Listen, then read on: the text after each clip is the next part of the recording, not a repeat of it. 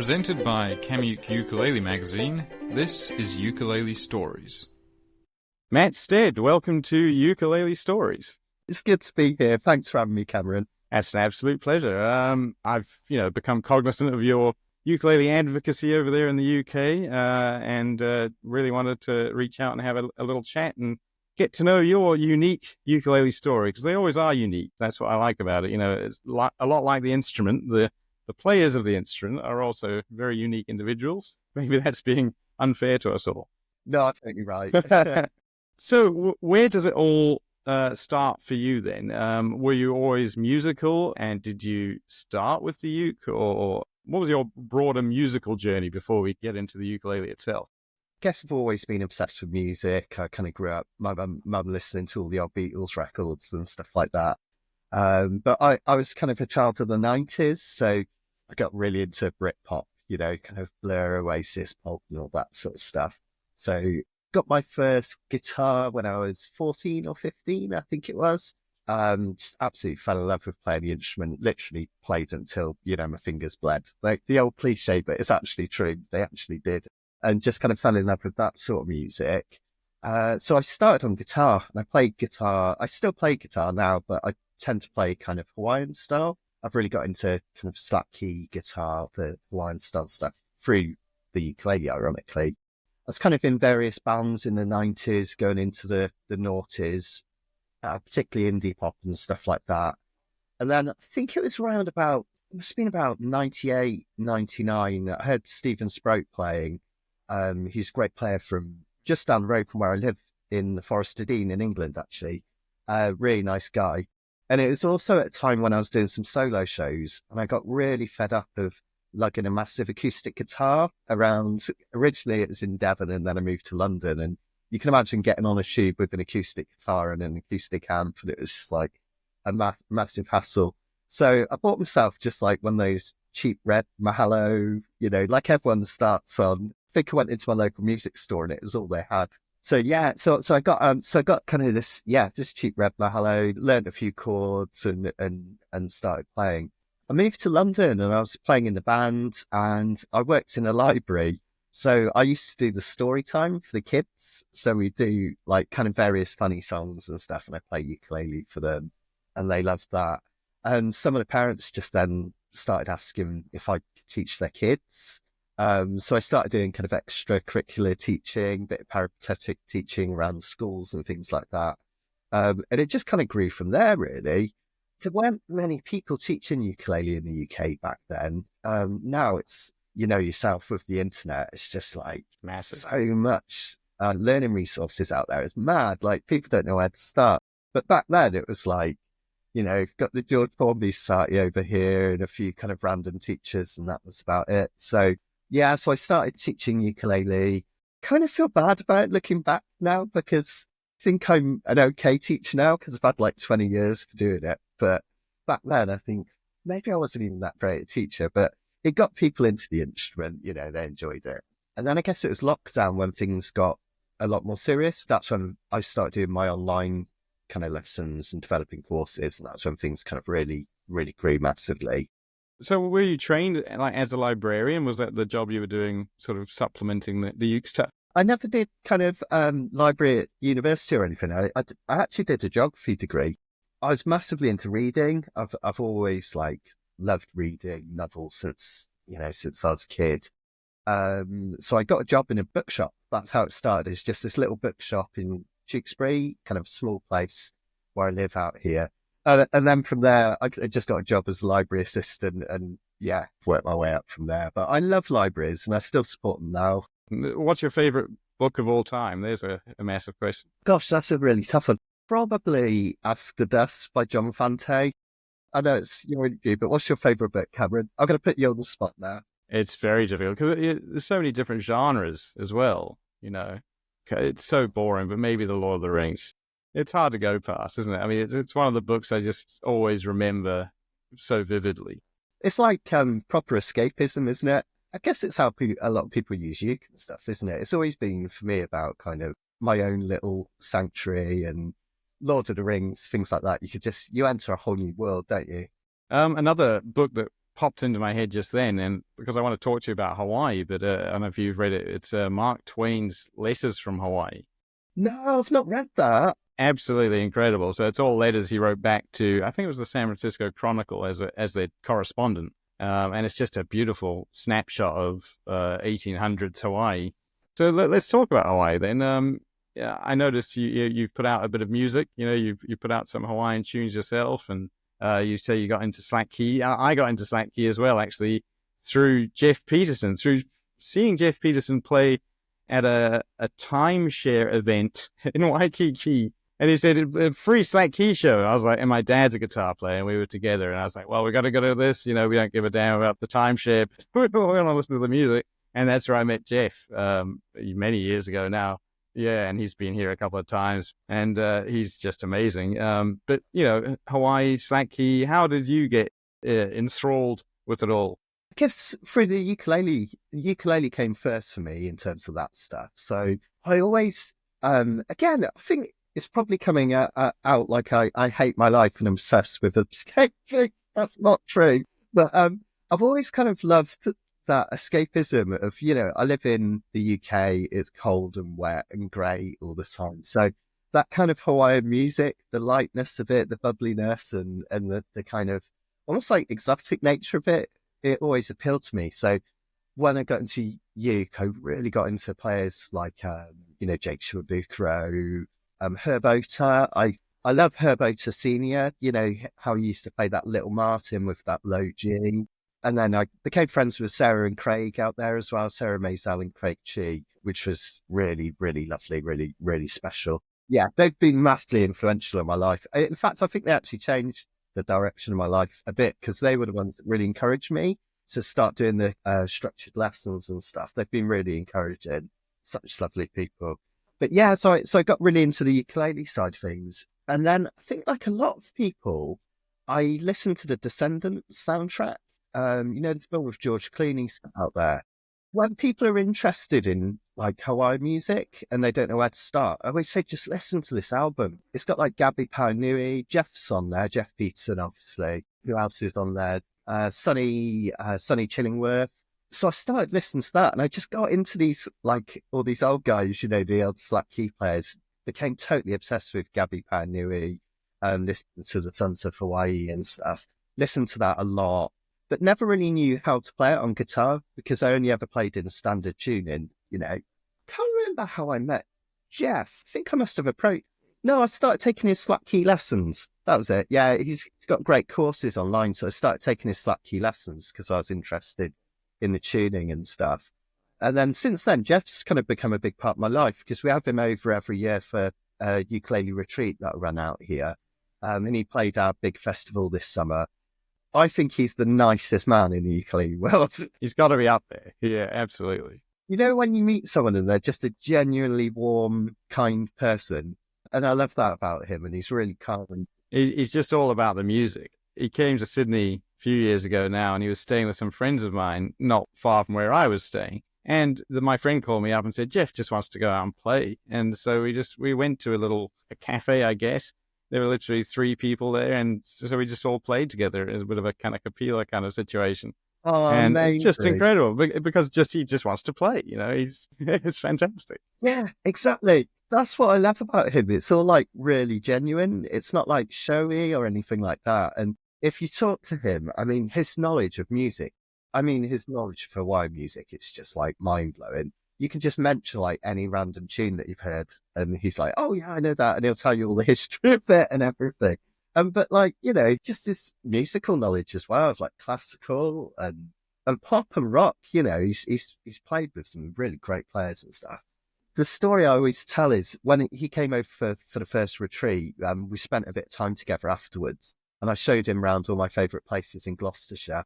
And bringing it back to books again, I love the writings of Laurie Lee. He wrote a book called Cider with Rosie, which is like all about his life in Stroud in the West Country and stuff. So I read him parts of the book and then I took him to places where Laurie Lee lived and showed him childhood home and all that. And then my mum wasn't very well. So I said, I'd really like to just pop in and see mum on the way back to the airport. And, you kind of imagine some musicians like prima donnas, they'd be like, no, I just want to get back or whatever. and he went to see my mum, and he brought his guitar, and he did an entire concert on my mum's sofa for her. Beautiful.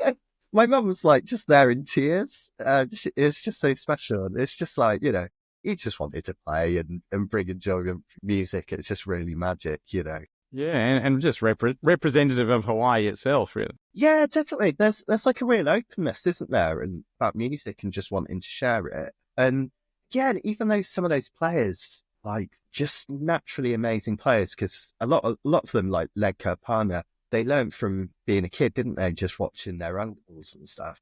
But there's no like, it doesn't feel like there's egos like you sometimes get in rock music. You go to a kind of capilla and everyone's just really welcoming and everyone just wants to share. I just find that really, really amazing. Have you been to the island? Yeah, I was really lucky. I went out probably 2-3 years ago. I kind of called it a working holiday because I did a bit with Andrew at the ukulele site, and I did a live ukulele lesson with Sarah and Craig from their house, which was really magical.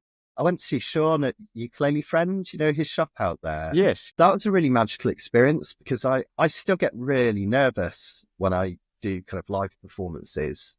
Even though I've been doing it for years, it's never gone away. So do I. Don't worry. I think everyone does, but just some hide it better than others. Yeah, I'm not very good at hiding it. That's my problem. So I went to his shop and we were going to record loads of demos. And I did do a few for him. I did some nice like ukulele ones. Then I sat down and he had this Kamaka guitar. And we were experimenting with the tunings and I was really enjoying it. And he was like, this guitar's being played by like Gabby Panui and all these people. And it just like totally overwhelmed me. And he wanted me to record a slack key demo. Just couldn't do it. I kept going wrong because of all the history in the guitar. And also, I know it sounds ridiculous, but the dot was on the 10th fret like a ukulele, but I'm used to it being on the 9th fret when I'm doing slack key. So I got really confused up the neck. Sean being Sean, really lovely guy. He was like, just forget about that. And we sat cross-legged on the floor and he just brought me all these historic ukes one after another and let me play them. And it was just like so magical. And again, it's that Hawaiian thing. He just wanted to share. He knew I was interested. So it's like, rather than putting me in an uncomfortable situation where I'm trying to record a demo on this guitar, he just spent the whole evening with me showing me ukuleles. And it was just like totally, totally magical. Just, yeah, really nice memories. Yeah, I just totally fell in love with it. The way of life and just kind of that aloha attitude. And Sarah said, when you go back, try and take that with you. I love the calmness. And I tell people all the time, it's the only place I feel I can truly relax. Yeah, that's it, isn't it? Even Waikiki, which is mad, you still feel like really relaxed when you're walking around at night and it's still warm at 9 o'clock at night. It's lovely. Yeah, if I didn't live in Sydney, which I do love, I would like to live there, I think. Although Sydney's nice. You get a bit of sunshine there, right? We do, yeah. It's going to be 35 degrees centigrade here tomorrow, so. Oh, wow. We're -2 at the moment.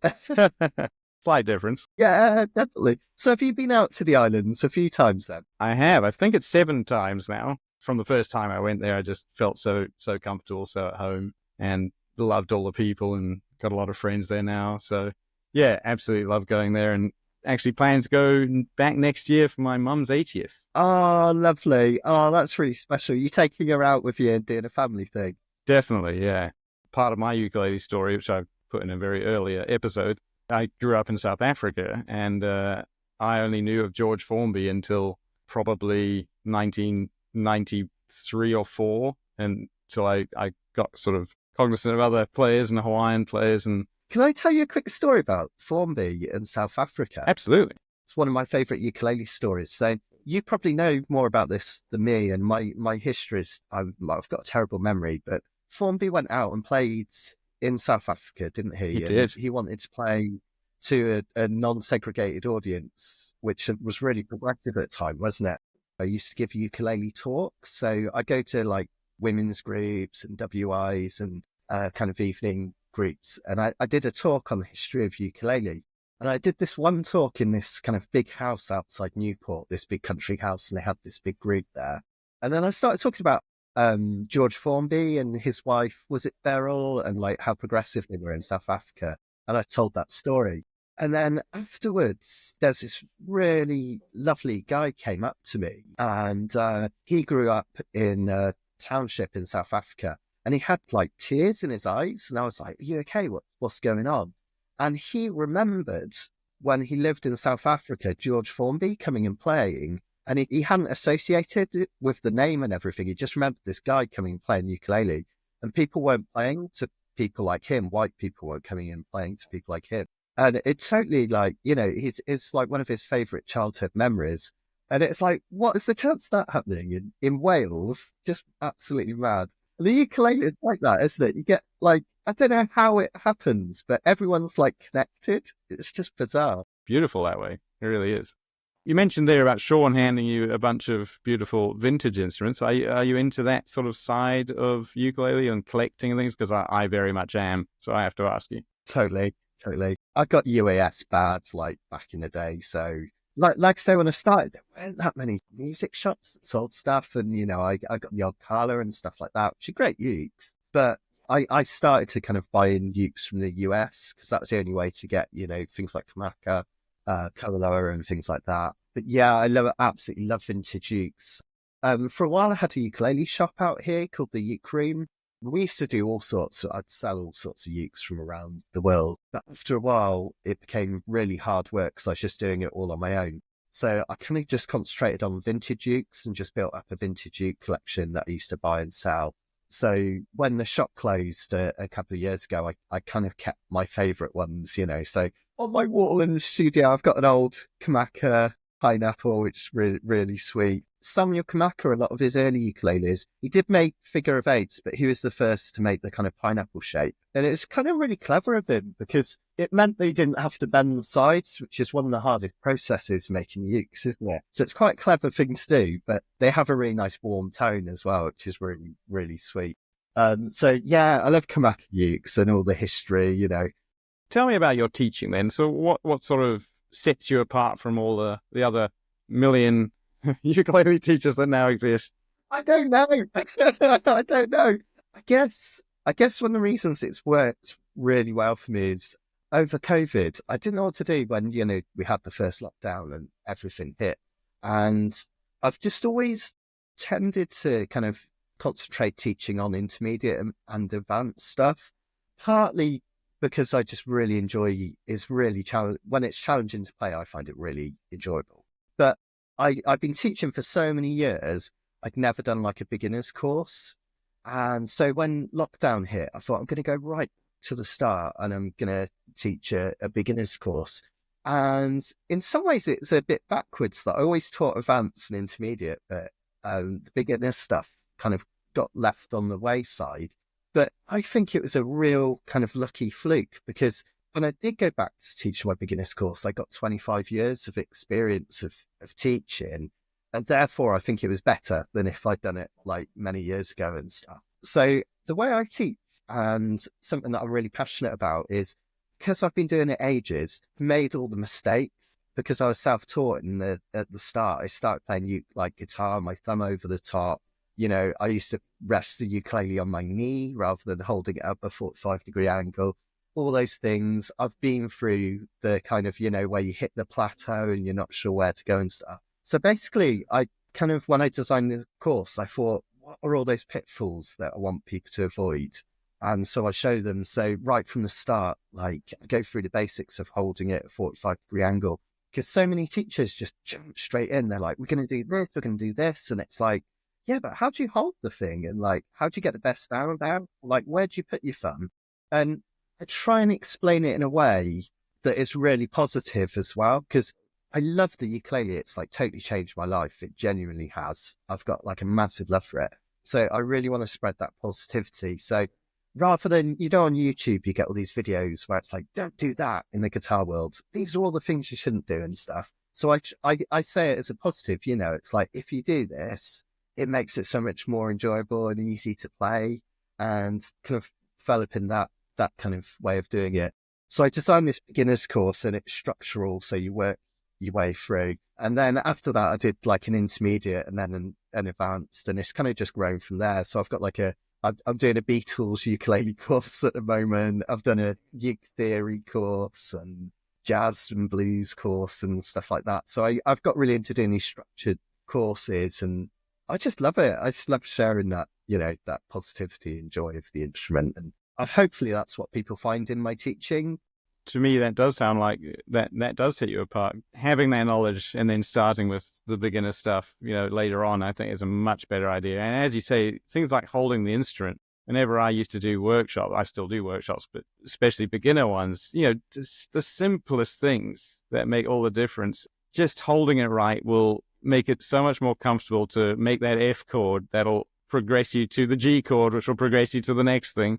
And it's all just one thing after another. And that's it. And if you do it properly, like I say, it brings more enjoyment. So I talk a lot about fretting right up against the metal fret and not pushing too hard, because a lot of beginners, problems they encounter is they start building up calluses or sore fingers too soon. They get the buzzing and stuff like that. And again, it's like turning a negative into a positive. It's like these little tiny things that you can do really easily. It just makes it so much more enjoyable to play. And then it kind of develops a better love for the instrument, I think. So yeah, I really love getting into those like crazy small details. And I think being kind of open and honest and encouraging as well. One of the things that I do, it took quite a lot of courage. I know it sounds weird, but it took quite a lot of courage, because a lot of musicians want to appear kind of, I'm like totally amazing and can play a million miles an hour and stuff. But I'm really honest with my students when I say, I really struggled with some of this stuff. It's really hard, like bar chords and stuff like that. Rather than saying, oh, it's easy, here you go, do this. I'm really honest, and I say, it took me years to get this, so I'm going to try and help you do it quicker. And when I play live, like I say, I've always had stage fright. When I first started playing guitar, I played in bands, and I think having those other people around me really calmed me. When I started playing on my own, like just in front of a crowd, fingerstyle, like my fingers, they still turn jelly. I still get nervous. Like I've thrown up before I get on stage because I'm just like, so nervous. And rather than hiding that, like I share that with everyone and say, look, it's like totally normal. You've just got to play and play and play, get that kind of experience in. But, don't feel bad about it. It happens to everyone. And I think that's a really nice thing to share as well sometimes. There's a guy called, you probably know him, Sammy Turton, 4-string boy. Yes, I just interviewed him for the Idler, actually. Oh, really? Oh, cool. He's a lovely guy, isn't he? He is.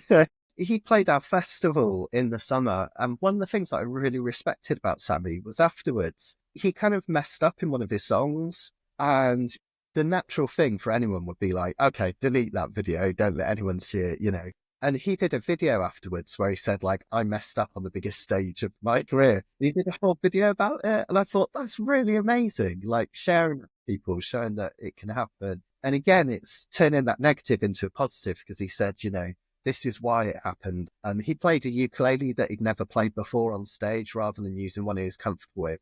And it's like sharing what he did wrong so other people don't do it. And I think that's a really courageous thing to do. So I've got a lot of respect for Sammy. Yeah, he's brilliant. Yeah, I agree. I've got a part of a workshop that's just about mistakes and just little tips. It's the tiniest things, like even if you get really nervous, eat something, have half a banana or something, because your brain just needs something to go on to remember the lyrics or remember the piece or whatever it might be. Tiny things, try and get to the venue and see what the acoustics are like and see what the mic setup's like. That's so true, because you kind of want to be calm by the time you go on, don't you? And so many times, like I've turned up to venues last minute and then it's like you don't know what equipment's there, and it's really scary, isn't it? It is. It just adds unnecessary stress, adding on to an already stressful situation. What sort of stuff do you like playing then, Cameron? What sort of kind of music? I like Hawaiian stuff, but I don't play too much Hawaiian stuff. One of the first songs I wrote was about Hawaii.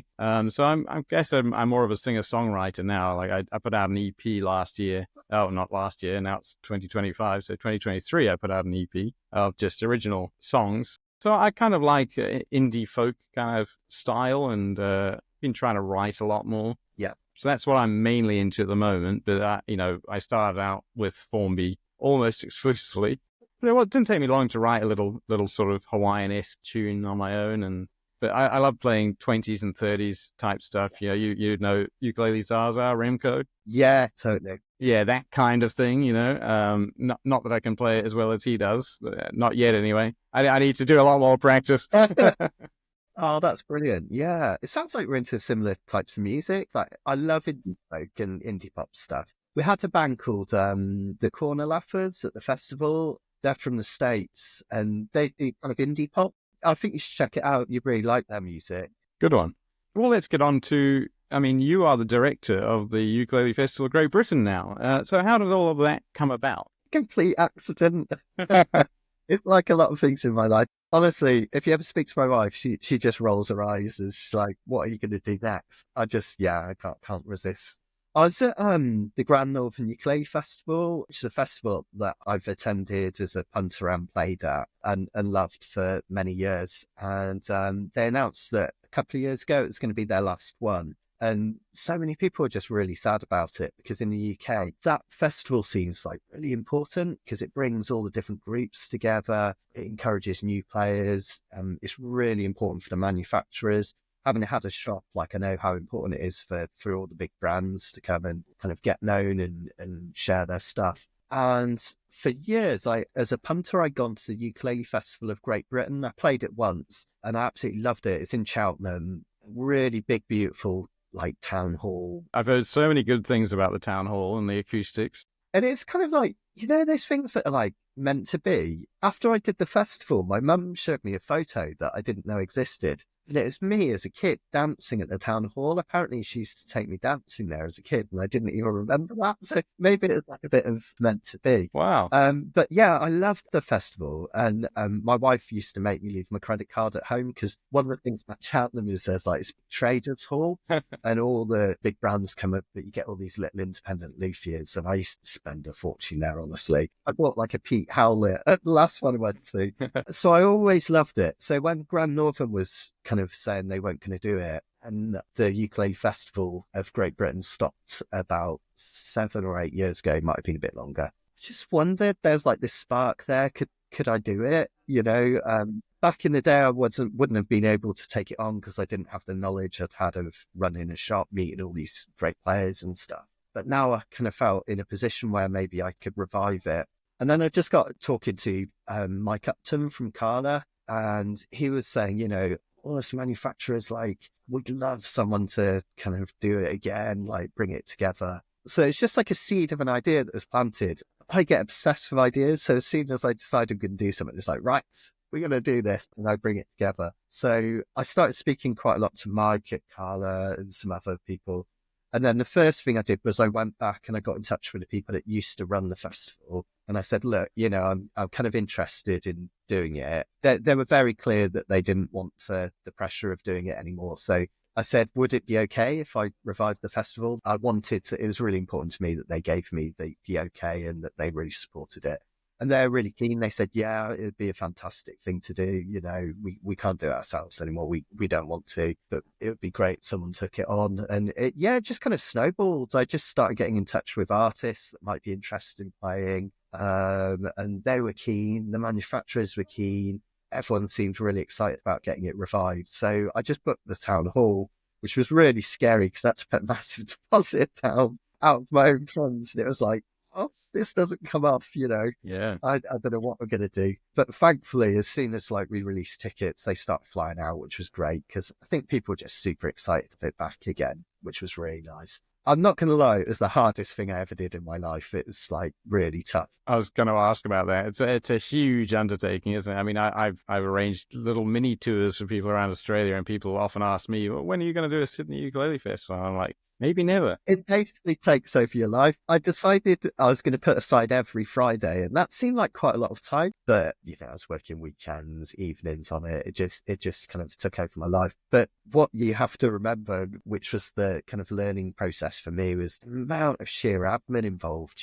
It's such a massive thing. You've got, I had to open up a business account in the name of the festival. Had to deal with all the tax implications of that. Public liability insurance. I had to deal with all the visas, register as a sponsor organisation. And since we've had Brexit, that's even harder because even like the European players, now you have to get visas for them. Is it easier to get visas for Europeans as opposed to Americans, or is it the same now? No, it's the weirdest thing, not at all. I don't know why. I guess it's because of that kind of a special relationship, they call it, with US and England. I actually found the US visas easier than some of the European ones. But yeah, post-Brexit, it's literally, unless they're from, Britain, it was the same process and yeah, bit of a nightmare. But it all came together and it all works. And it was a fantastic time. But you might have noticed I'm not having one this year. We're going to do 2026. So I've decided what I'm going to do is do it every other year. So it gives me more time to book the acts. It gives me more time to deal with all that admin and everything, and it just spreads it out. And I had so many brilliant volunteers that helped out at the weekend with the festival, and I could not have done it without them. There was so much goodwill. Every ukulele festival runs on volunteers. Exactly. Yeah, exactly. It just wouldn't have happened without them. But my biggest learning process was when I do the next one, I need a team of volunteers to help before the festival. So with things like booking the acts, artist liaison and stuff like that. So it's not just me pulling my hairs out, 2 months before the festival. You've also done some little ukulele retreats. You did one this Christmas past. And yeah, you have another forest one, I think.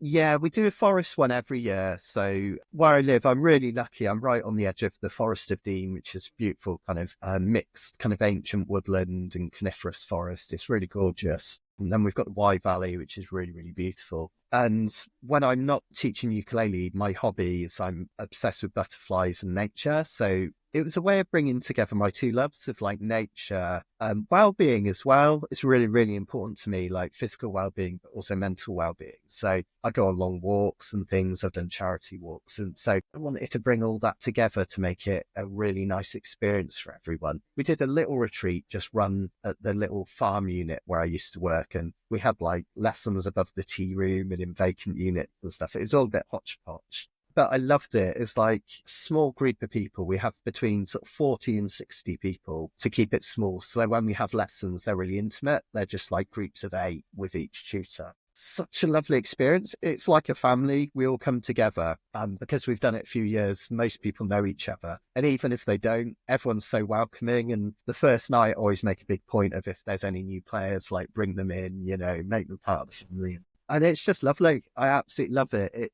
It runs itself. We do it in an old hunting lodge now that belonged to Chelsea First. So the hotel deal with, all the admin. Okay, so it's an all-inclusive thing. So you get accommodation, food, and... Yeah, that's it. So people stay on site. So we do lessons. They kind of rotate between 4 different tutors so they get a different flavour. And then I wanted to make it like the old bluegrass retreats you get where players get a chance to show what they've learned. So on the last day, each group stays with one tutor and they teach them a couple of pieces of music. And then we have a students' concert where they all get to play. It's a really, trusting, warm environment. It's really positive. And it's lovely because you get some people who are really confident and they'll take a solo. And you get other people that are really shy, but they'll just, they'll strum the chords or whatever. Everyone's involved. It's really special. And then we do walks. I take them for a walk in the forest, show them like the butterflies and things like that. We've done ukulele meditation and we do a slow jam outside on the grass. This is for the summer one.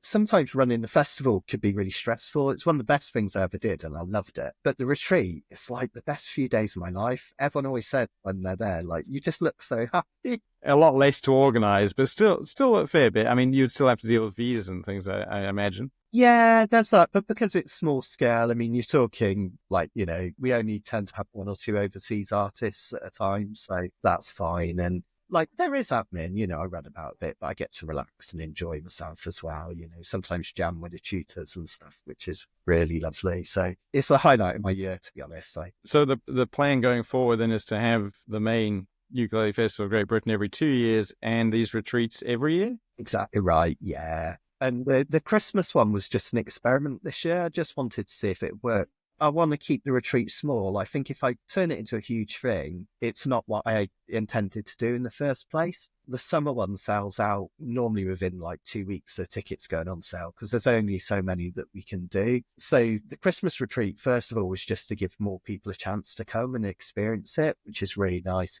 And it was really lovely because we tend to get the same people plus a few extras each time at the summer one. And on the first night of the Christmas one, I said, put your hands up if you've not been to a retreat before. And I was quite shocked how many people put their hands up. There were lots of new players there, which was really special. But yeah, it was really fun. I dressed up as Father Christmas and gave out little presents. Everyone was doing Christmas music. And yeah, I love Christmas. I've always been obsessed with it as a kid. The whole sentimentality of it and everything. So brilliant. Well, it sounds amazing. I have one final question then, which I think is the final question for most of my podcasts, but maybe not. What does the ukulele mean to you? Oh, wow. It's a doozy. Everything. It's changed my life completely. I love being a librarian, don't get me wrong, but I love what I do now even more. I love that it brings together people in the community. I just get absolute joy from playing it. And again, my wife's just always amazed that she's like, don't you get sick of it? Like ukulele, like teach it. Like I can do like 8 hours a day of teaching. And like I still play for myself at weekends and stuff. I still love the sound of the ukulele.